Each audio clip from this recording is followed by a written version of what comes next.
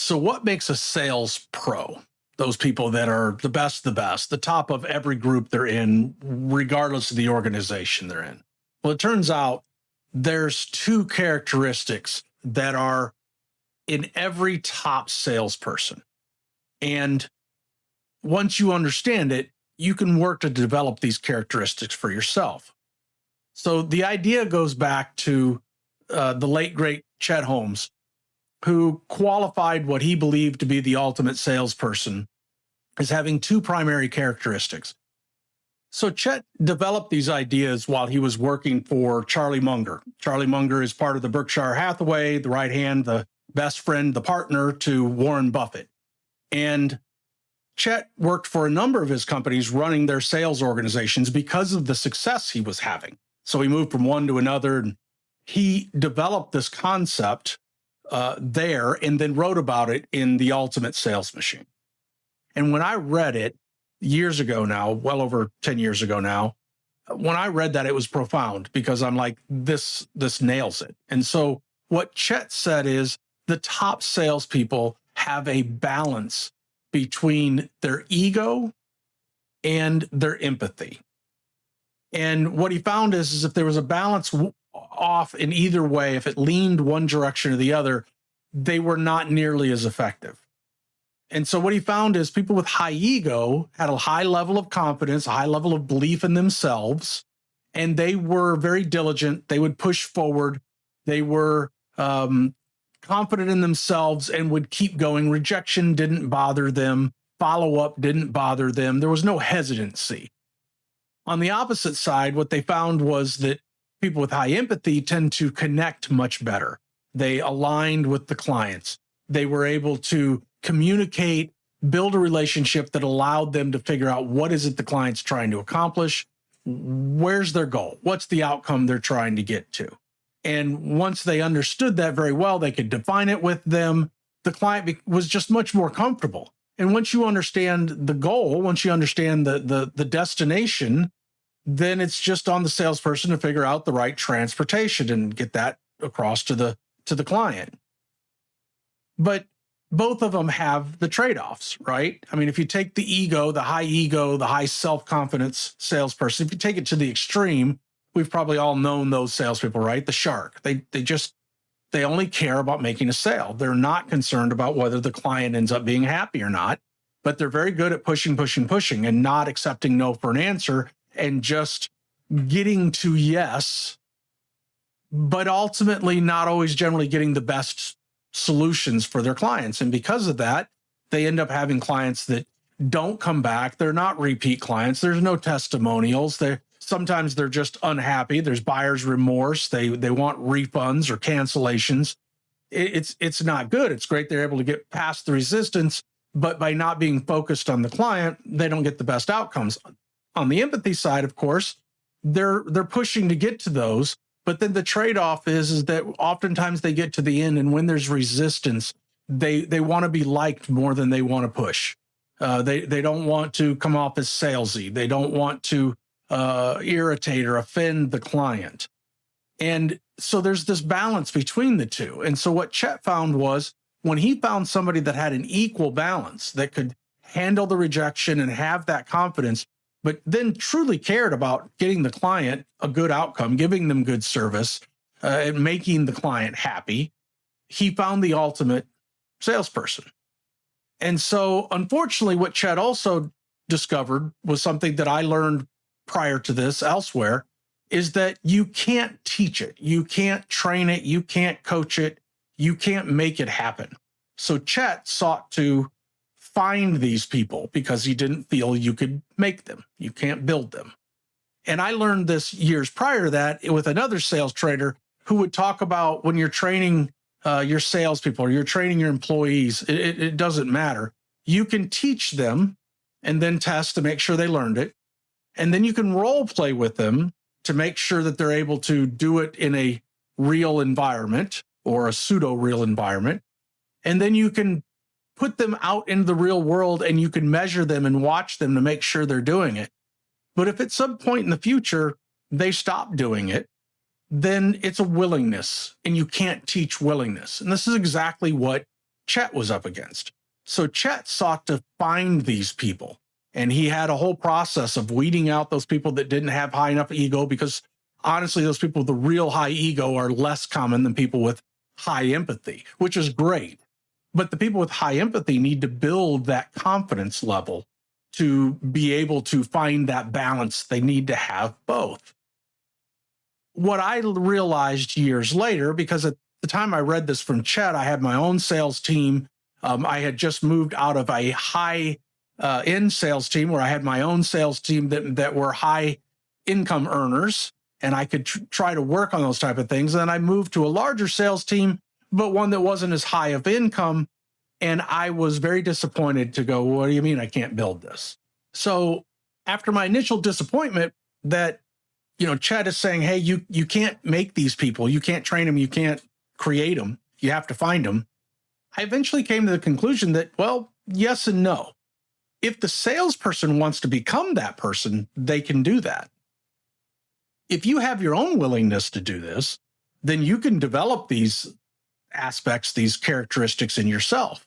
Like I said, most people tend to lean more towards the empathetic, and so they're trying to build their confidence level up to be able to not fade under the pressure, to not be bothered so much by the resistance. And so this reminded me of, again, something that had happened much earlier in my career. And on a personal level, I went out shopping for running shoes. And I was in a mall, and I went into the shoe store, and I'm working with a young man. Of course, I was a young man at the time also. And this person was definitely a young man because he was even younger than me. But he was really knowledgeable. I liked him a lot. And he went through the whole process of what he thought I needed to know. And he showed me the different shoes, and he was able to narrow down based on my wants and what he could find out about me and get me right down to the right shoe. I was really happy with this guy. But then for some odd reason, I left and I didn't buy them. And I got home that night and I started thinking to myself, why did I not buy those shoes? Now I have to go back to buy those shoes. Why didn't I buy them? And then the more I thought about it, being a salesperson, I finally realized, why didn't he ask me to buy them? Because the fact is he earned that sale. He deserved that sale. He was right to ask me to buy because he had checked all the boxes and done everything. But I can only presume that, like so many salespeople, he was uncomfortable at that end. And so asking me, hey, this seems to make sense, let's go ahead and get him, he didn't. Now, in fairness to him, he was a young man, maybe could possibly, but still been in his teens, and probably had little to no sales training. So I'm not knocking him, but it was a light bulb moment, because I thought to myself, am I doing a client a disservice if we get all the way to the end and we have checked all the boxes? In other words, we figured out what they're trying to accomplish. We figured out what that would look like. We figured out how we would get there. Like I said earlier, we figured out the destination, and then we figured out the transportation. And then they don't do it. Am I not doing them a disservice if I don't be bold? Not aggressive, but bold. And oftentimes, and I've used this so many times, it's simply just being bold enough to say, I'm confused, help me out. I want to give you the best possible service I can give you. We've gone through all these things, and then you review them.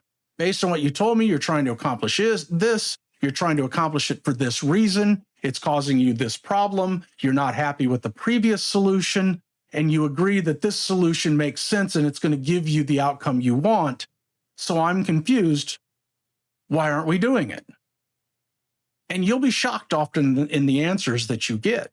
But it starts with the mentality that you're doing them a disservice by letting them leave, or by not getting the client to say yes. To let them fall back into complacency is to not solve their problem. So if you really care about the client, if you're really that empathetic, then you're not doing them any favors. If you're that empathetic, then you need to be bold and find out why they're not doing it. You'll be shocked how often that will turn into them doing it. Or you find out the real deep reasons that they're not doing it. And it isn't the superficial, I need to think about it, or it costs too much or any of these other things. It's often something deeper than that. But the only way you get there is if you have the boldness to ask. And there's a big difference between being bold and being aggressive. One is having that confidence that you know you have the intent to help the customer, to help the client, whichever it may be. Just as a doctor is focused on helping their patient either resolve a current issue or stop a future one, you have to be focused on their issue or their desire. And if you are, then you've earned the right to be bold and ask bold questions and dig for those answers to help them. If you struggle being too empathetic and uncomfortable pushing when you need to push, pushing's not bad if you're doing it for the right reason. If you're pushing them towards their goal that gives them the outcome they want, you should. So ultimately, what makes the sales pros is they have a balance between the empathy of, I really want to help this client get to their outcome. I want to get them the results that they want to have. But I'm also bold enough and confident enough with my ego that some resistance isn't going to stop me. I'm going to push to find out why, if they're not doing it, they're not doing it. If you can build the balance of those two, then you will be in that higher echelon of sales pros. And in either case, you can build those two sides. As long as you understand the why, not just the, oh, it's more ethical. And yeah, it is great. Be more ethical. But that isn't the real reason. There's deeper reasons to align with your clients and work on their outcomes that help you have the confidence to be able to say, you're not doing it. I don't understand. Why aren't you doing it? I hope this is helpful to you in your pathway to becoming a sales pro. Real quick before you go, I figured out a long time ago that the single most important thing in all sales, regardless of where it is your intent. And over a period of time, I've developed it into a concept I call becoming a doctor of sales. And it's not a unique analogy to me, but it's one that I've kind of come at from a different direction, I guess, than any others that I've found. And that is that a doctor is always focused on helping the client. They're trying to resolve a current issue or prevent a future one. They're never questioning whether the patient's going to get up and walk out. With sales, obviously, it's different. We're up against closing issues, closing ratios that are a problem. But I've been able to realize that the intent is still the primary. And then I did some research, and what I found was there's a lot of science that supports not just the idea, but why it's so important. And so if that sounds interesting to you, if you're like me and you like to know the why behind things, which is what led me down this road, I've got the free white paper, why paper, as I call it, of why become a doctor of sales. Click on the link that's down below and get that paper, download it, and see if it resonates with you. I was very, very shocked to find that the science shows you need to focus on your client's outcomes. It's the best way for you to get to more sales. Download the why paper and see for yourself.